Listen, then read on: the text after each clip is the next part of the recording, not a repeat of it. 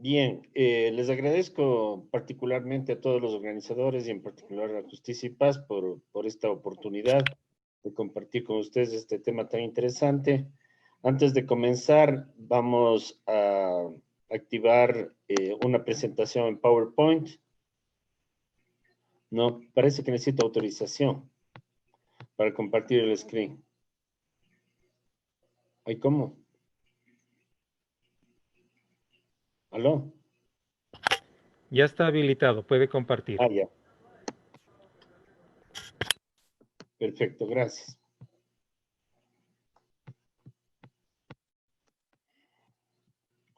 Muchas gracias.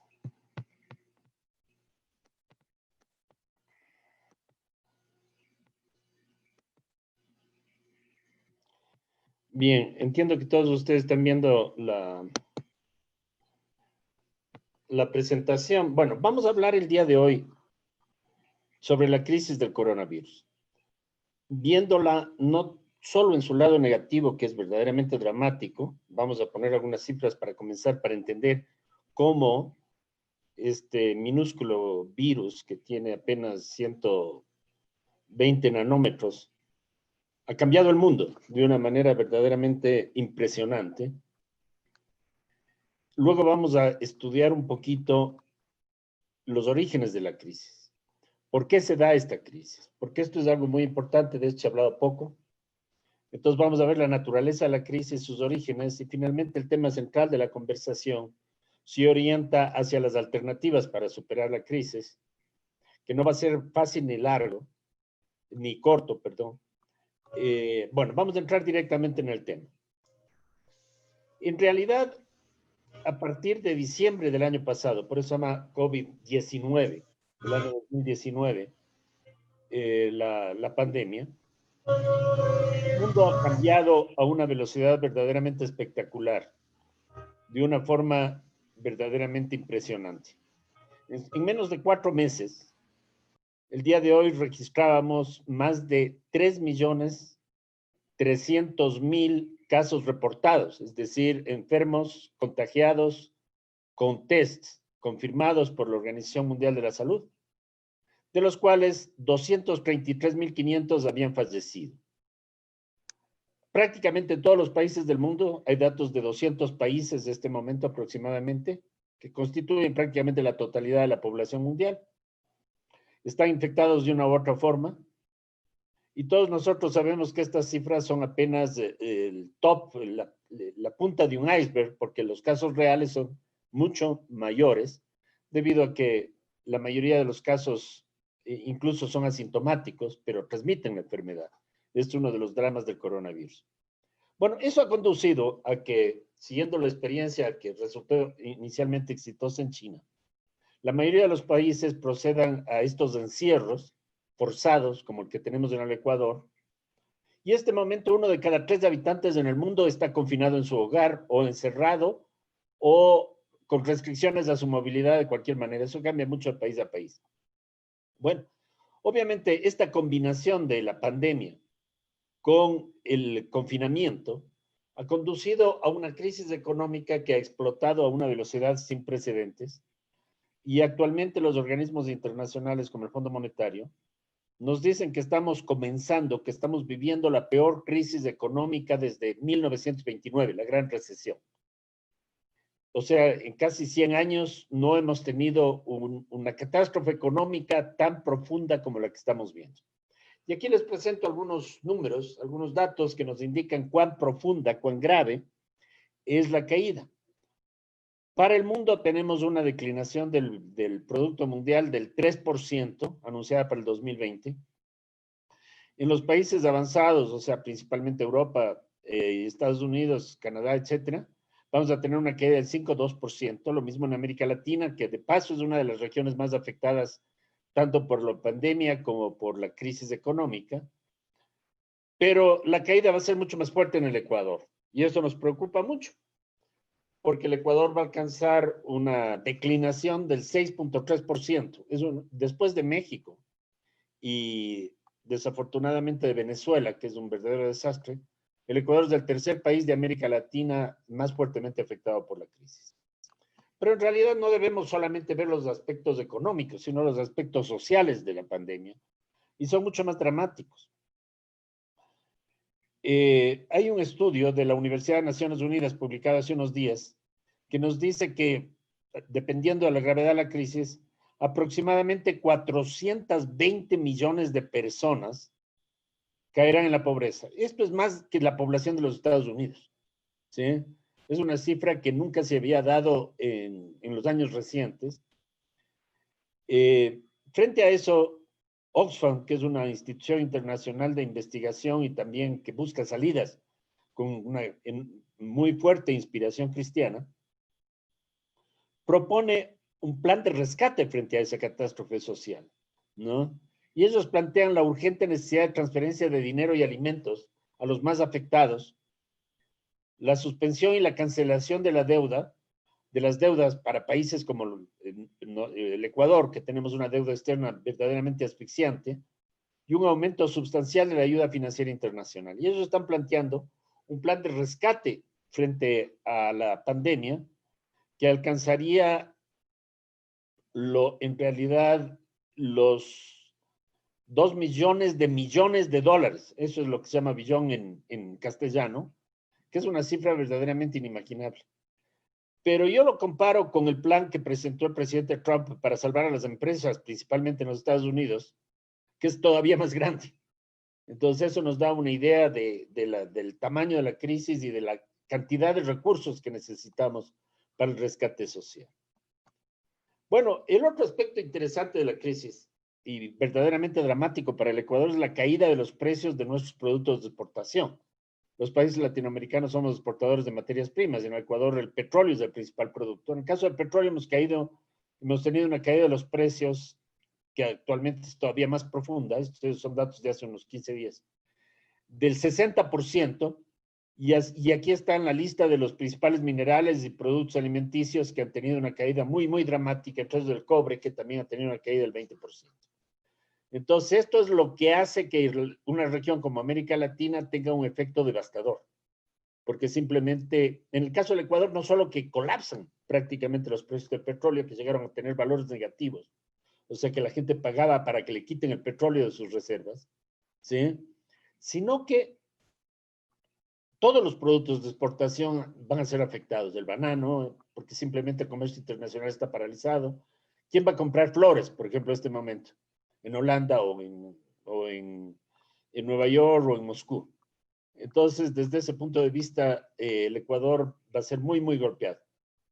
Bueno, aquí tenemos la caída de la demanda de petróleo. El mundo está consumiendo mucho menos petróleo y eso en realidad es bueno, porque genera un aire limpio y reduce enormemente el cambio climático. Pero aquí vemos la magnitud.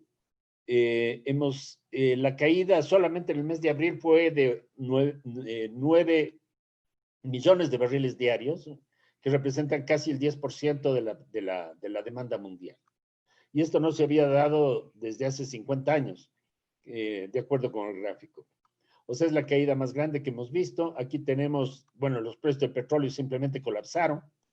Como les mencionaba, llegaron a ser negativos y actualmente para el caso ecuatoriano estamos algo por encima de los $10 por barril, que de paso significa mucho menos que lo que nos cuesta producir un barril. Por consiguiente, si seguimos exportando después del desastre de la ruptura de los oleoductos, lo vamos a hacer a pérdida.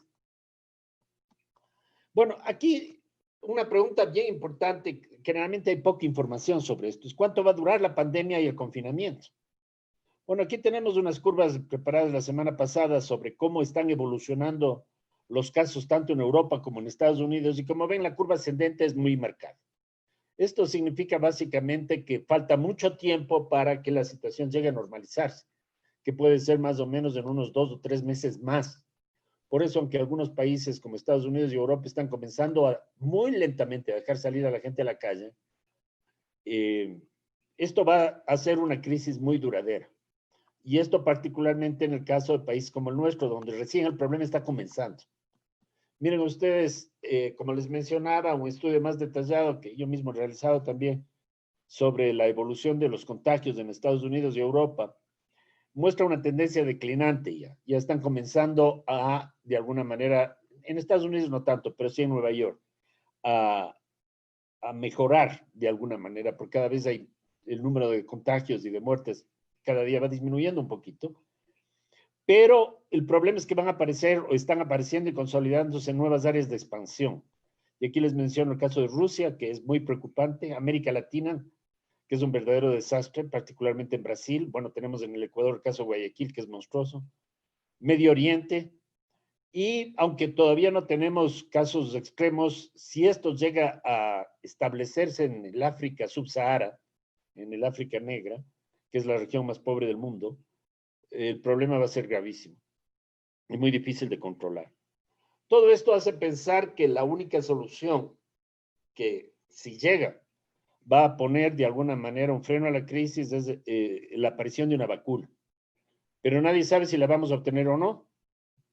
Y si los especialistas nos indican que si aparece la vacuna, lo cual es bastante probable, solo para que se acepte la vacuna y comience a producirse de forma masiva se necesita al menos un año más. Pueden ser 18 meses. Entonces, es muy difícil predecir esto, pero la idea es que esta crisis está para quedarse. Y va a durar al menos, no sé, unos 4, 5, 6 meses más en condiciones de extrema sensibilidad. Bueno, dicho esto, lo que nos da una especie de visión del problema global, sus consecuencias sociales, etcétera. La gran pregunta es, ¿de dónde salió todo esto? Porque nadie lo esperaba. Al menos en la gran opinión pública esto apareció como una sorpresa que nadie podía pensar. Vivíamos una tecnología muy avanzada. ¿Cómo vamos a pensar que ocurra esto? Bueno, dejando de lado la teoría conspiracionista que dice que el virus fue elaborado en un laboratorio, sea de China o de Estados Unidos, lo cual parece descartable. El caso más probable es que el virus fue transmitido por un murciélago en China, ¿sí? A los humanos. ¿En dónde? En un mercado donde se venden animales vivos, animales silvestres vivos, ¿sí? O otras personas piensan que no fue un murciélago, sino un mamífero, pero no importa tanto qué tipo de animal sea, ¿sí? De todas maneras, la pregunta, a veces nosotros pensamos que el problema son los animales, no. En realidad, el ser humano ha estado en contacto con animales desde que apareció hace 200.000 años nuestra especie. El tema es que nosotros estamos provocando desequilibrios en la naturaleza. Es decir, el rato que le capturamos, por ejemplo, a un murciélago para comerlo, para lo que sea, o para venderlo en un mercado de animales en China, ¿sí? Estamos produciendo un gran estrés en ese animal. Normalmente hay muchas especies de animales que tienen cierto tipo de virus, pero los tienen en bajas proporciones y no son contagiosos. Pero si a ese animal le estresamos o le queremos matar o le enjaulamos, luego lo debilitamos, entonces el animal obviamente pierde sus defensas, el virus explota y ese momento se vuelve contagioso. ¿Sí? Entonces, en realidad, el origen del problema es una agresión a la naturaleza. Y esto debe quedar claro. Entonces, hay una gran vinculación entre este maltrato que estamos haciendo a animales silvestres, el estrés que les producimos y el contagio. Hay algunos animales domésticos que también han producido virus y los han contagiado. A ellos no les hace daño muy visible, pero pueden transmitirlo a los seres humanos y eso ha dado origen también a otras pandemias o epidemias, pero no tan fuertes como esta, que es única en el mundo por su magnitud. Bueno, ese es el primer punto que me parecía necesario aclarar. Ahora, como origen inmediato, no importa tanto cuál fue el primer contagio, sino por qué en 4 meses se propaga a más de 3 millones de personas comprobadas y produce 200.000 muertos. El problema es que tenemos una sociedad, que es la sociedad globalizada, que permite una enorme vulnerabilidad. Prácticamente nosotros tenemos cadenas de producción y de comercio internacional de casi todos los productos que actualmente en sus orígenes son fabricados en China. Por ejemplo, las computadoras con las que estamos trabajando hoy día o las redes de comunicación o los teléfonos que estamos utilizando, todos esos son hechos en China o en Singapur, o en Vietnam, o en algún lugar del Asia, ¿sí? Entonces, no solamente hay un enorme tráfico de mercancías, sino que hay un tráfico enorme de personas. Entonces, una vez que apareció el virus, dado que Wuhan, que era la provincia donde se produjo, es altamente integrada, es una ciudad muy industrializada que tiene más de 10 millones de habitantes. En pocos días, antes de que la gente prácticamente llegue a darse cuenta de la gravedad del problema, ya aparecieron los primeros casos en muchos países del mundo, simplemente debido al enorme tráfico internacional de personas. Esto hace que la globalización, como la entendemos o como la entendimos hasta hace poco, sea el mejor ambiente posible para la transmisión de enfermedades. Y como estamos agrediendo a la naturaleza de una manera tan fuerte, por ejemplo en la Amazonía, provocando la deforestación, el incendio de bosques, etcétera, el caso de Brasil, por ejemplo, ¿sí? Las posibilidades de proliferación de nuevos casos son enormes. Esto quiere decir que pueden aparecer otros virus. La Organización Mundial de la Salud la conocía y hizo varias advertencias al mundo de que debemos estar preparados porque esto no sabían cuándo, ni dónde, ni cómo, pero sabían que podía aparecer. El otro, entonces teníamos una sociedad débil por la globalización que hace que una vez que aparezca un problema se disemine a gran velocidad. Segundo, la única manera de detenernos, y esto es fundamental, frente a las pandemias, es con un buen sistema de salud pública. Pero nosotros, desde que apareció el neoliberalismo, no hemos hecho otra cosa que debilitar nuestros sistemas nacionales de salud. Y no es una coincidencia que los países más afectados, por ejemplo Estados Unidos, 1 de cada 3 casos de coronavirus en este momento se está produciendo en Estados Unidos, y en Estados Unidos la semana pasada pasamos las 50,000 muertes. ¿Sí? ¿A qué se debe eso? Se debe fundamentalmente que el sistema de salud público de Estados Unidos es uno de los peores entre los países desarrollados.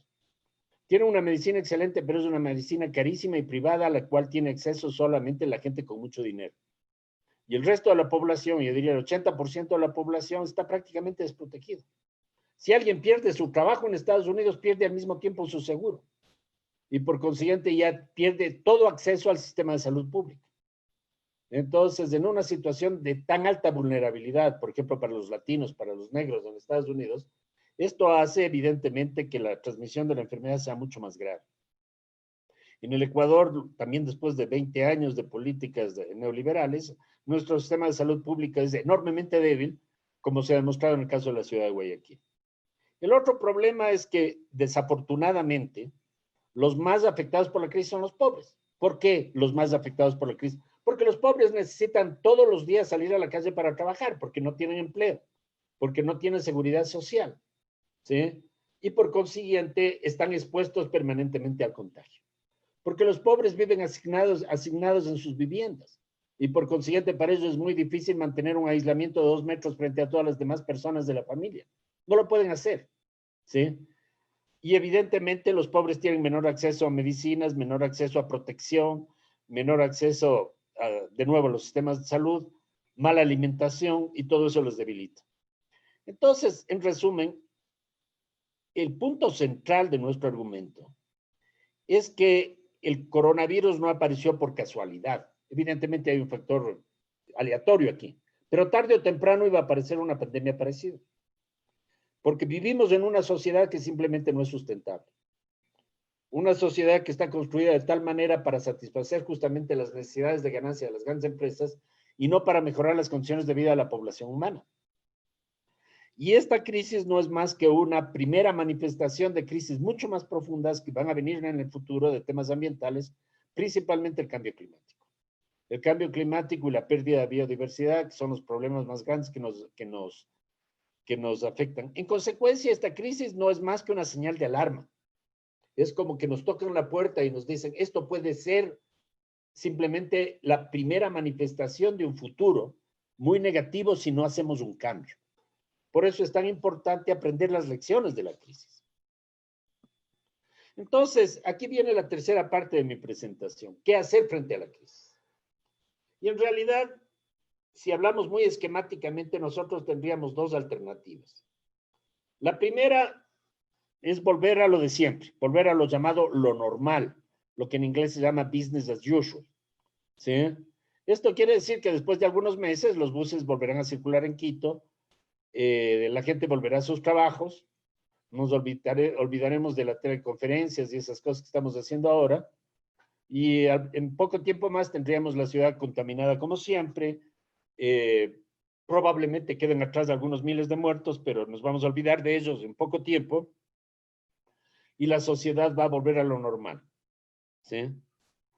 Yo pienso que esto puede pasar, evidentemente. Entonces, el 2021, como lo decía el mismo Fondo Monetario, que en realidad ellos defienden esta posibilidad, simplemente vamos a recuperar la economía como siempre, vamos a tener un crecimiento positivo y vamos a ver algo como ocurrió con la crisis del 2008, que fue una crisis financiera diferente, y nos vamos a recuperar sin grandes cambios. Pero ojo, si hacemos esto, primero no se resuelve el problema, porque de nuevo, la posibilidad por ejemplo, contagio por cualquier otro virus de cualquier otro lugar del mundo sigue en la medida en que tengamos un proceso de deforestación, de incendios forestales, en la medida en que tengamos esta cacería indiscriminada de especies silvestres, de que maltratemos a los animales domésticos, etc. Segundo, las amenazas del cambio climático y la pérdida de biodiversidad, que son mucho más serias y mucho más profundas y también son globales, persisten. Y a la medida en que estamos con grandes emisiones de dióxido de carbono y otros gases contaminantes, y que estamos produciendo la peor pérdida de biodiversidad que hemos tenido en los últimos 65 millones de años, desde que se extinguieron los dinosaurios. Estamos destruyendo la naturaleza a un ritmo tal que estamos convirtiendo al planeta en algo sumamente frágil. Entonces, en realidad, lo que estamos haciendo es aplazando una nueva crisis, nada más. Entonces, yo pienso que si encontramos algo positivo aquí, es que esta crisis nos está dando una enorme oportunidad de no volver a lo normal, sino de comenzar a introducir algunos cambios para tener una transición hacia una sociedad equitativa y sustentable. Esto requiere un cambio muy profundo y no va a hacerse en 6 meses ni en un año. Y además, obviamente, representa un cambio de cultura, un cambio de mentalidad, un cambio de muchas cosas. Yo simplemente aquí quiero presentarles algunos aspectos que no son ni siquiera la totalidad, sino que son ejemplos más bien, de qué es lo que se puede hacer. La primera cosa es por qué dependemos tanto de lo global. ¿Por qué, por ejemplo, todo el sector automotor en el mundo se paralizó porque no tenían partes de los autos que venían de China? ¿Por qué el país más poderoso del mundo? Esto es increíble. La economía más grande del mundo sigue siendo la norteamericana, al menos con los datos oficiales.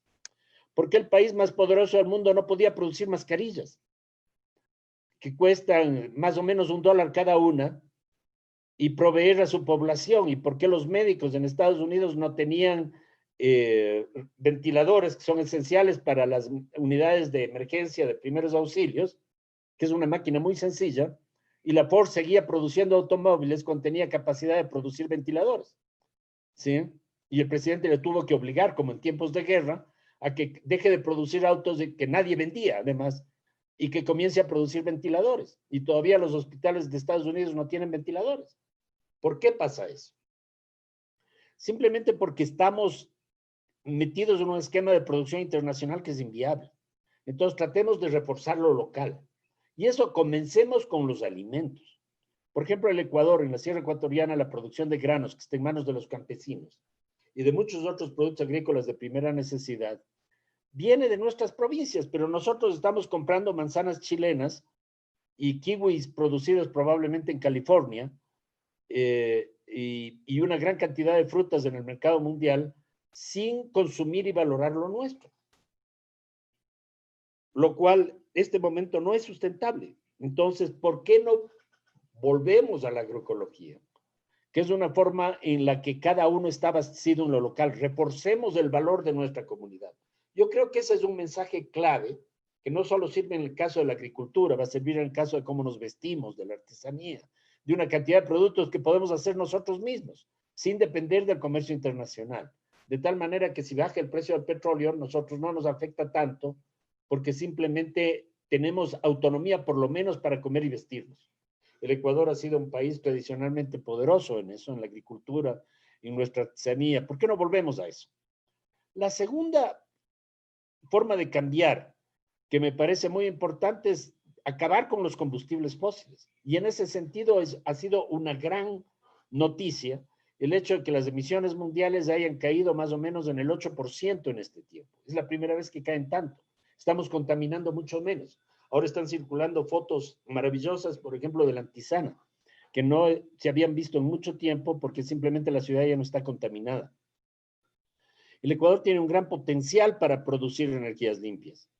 Entonces, por ejemplo, la estrategia que tenía el ministro Ortiz en el caso ecuatoriano y que la anunció pocos días antes de la pandemia, era que donde haya petróleo lo vamos a sacar, porque necesitamos para que sobreviva el país. Bueno, 50 años hemos hecho eso, no hemos progresado, seguimos teniendo mucha pobreza, etcétera, pero ahora simplemente no es viable. No es viable porque el costo de producción, por ejemplo, en Ispingo, en el campo de Ispingo, en el Parque Nacional Yasuní, puede superar los $30. Y si lo vendemos a 10, simplemente no es rentable. Entonces nadie nos va a prestar dinero para hacer eso. Entonces esta es una excelente oportunidad para superar nuestra dependencia del petróleo y comenzar a descubrir que la verdadera riqueza del Ecuador es la diversidad de su cultura, de su gente, de su historia, de su patrimonio, la diversidad de su biología. Entonces, desde ese punto de vista puede ser un gran momento para iniciar una transición hacia una sociedad más equitativa, más sustentable y más limpia. Creo que eso es fundamental porque por otro lado el petróleo se está acabando y no vamos a tener petróleo en más de 10 años en el caso ecuatoriano. El otro tema que es absolutamente clave en el corto plazo es el fortalecimiento de los sistemas de salud pública. Ya no podemos tener un sistema de salud pública tan frágil. ¿Sí? Mucha gente se ha quejado del desastre de Guayaquil, pero bueno, el desastre de Guayaquil no hubiera pasado si no hubiéramos debilitado el sistema de salud público desde hace 20 años, ¿sí? No tenemos ningún sistema de defensa eficiente en términos de epidemiología social. Esto es bastante grave. El ministerio simplemente está muy mal estructurado y no tiene capacidad de respuesta, o tiene una capacidad de respuesta muy débil, como se ha demostrado. Y esto no es algo propio del Ecuador. Como les digo, la mayoría de los países latinoamericanos están en situaciones parecidas. Por consiguiente, es hora de sostener la salud pública de otra manera, de invertir en lo social, de invertir en lo humano. Y esto es algo fundamental. Lo mismo en relación al conjunto de las políticas sociales. En este momento debemos establecer un sistema de emergencia. En la mañana de hoy yo leía en el comercio, algo que me pareció una buena noticia es que el presidente anunció que podía repartir alimentos durante, me parece que algunas semanas, espero que todos los días, a 8 millones de ecuatorianos. Eso es lo que el Estado debe hacer. Ojalá lo haga bien. Porque en este momento gente que vive de su trabajo todos los días y que no puede salir de la casa simplemente está muriendo de hambre. Entonces es fundamental dar prioridad a eso, no al pago de la deuda externa, no a salvar a las empresas. Las grandes empresas pueden salvarse solas. En este momento el tema es salvar las vidas, no tanto salvar las empresas, ¿sí? Yo no digo que salvar las empresas esté mal. Por supuesto, si tenemos dinero lo vamos a hacer. Pero lo primero, lo más importante es la vida humana. Tercero, y el otro punto importante es que si no tenemos plata, no tenemos un centavo por el petróleo, colapsan nuestras exportaciones, el Ecuador no tiene un fondo de reserva, estamos dolarizados, ¿qué hacemos? Bueno, la única alternativa en este momento es la renegociación o cancelación de la deuda externa, ¿sí? Para eso podemos tener apoyo incluso de organismos internacionales y este momento creo que es el tiempo oportuno para iniciar políticas, por ejemplo, de canje de deuda por conservación, de canje de deuda por servicios sociales o de una renegociación muy agresiva y muy importante de la deuda externa, porque es el único camino que puede permitir que el Ecuador sobreviva a la crisis más profunda que hemos tenido, yo creo que desde los años 20 del siglo pasado, en el caso del Ecuador. Entonces, esta es la situación. Por consiguiente, yo no quiero cerrar esta presentación con un enfoque pesimista. Claro que esto es muy dramático. Nosotros deploramos todas las muertes que se han dado y las que vendrán. Y todos los contagios que tenemos, que en el caso ecuatoriano van a ser devastadores, sobre todo en Guayaquil y en general en otras regiones donde hay altas tasas de infección, por ejemplo en Babahoyo. Sin embargo, creo que debemos ver el lado positivo. Vemos esto como una lección que nos está enseñando qué es lo que debemos cambiar. porque a la larga, ¿cómo puede sobrevivir nuestra sociedad y transformarse de tal manera que se vuelva más humana, más resiliente, ¿sí? Y que hagamos realidad lo que dice nuestra Constitución, el reconocimiento de los derechos de la naturaleza, que detengamos la deforestación. Nosotros decimos, qué barbaridad, los chinos tienen el mercado de Wuhan. Bueno, ¿y qué pasa con el mercado de Pompey en la Amazonía? Es exactamente lo mismo, ¿sí? Entonces, desde ese punto de vista, debemos detener esas cosas. Debemos dejar de maltratar a los animales, sobre todo a los animales salvajes.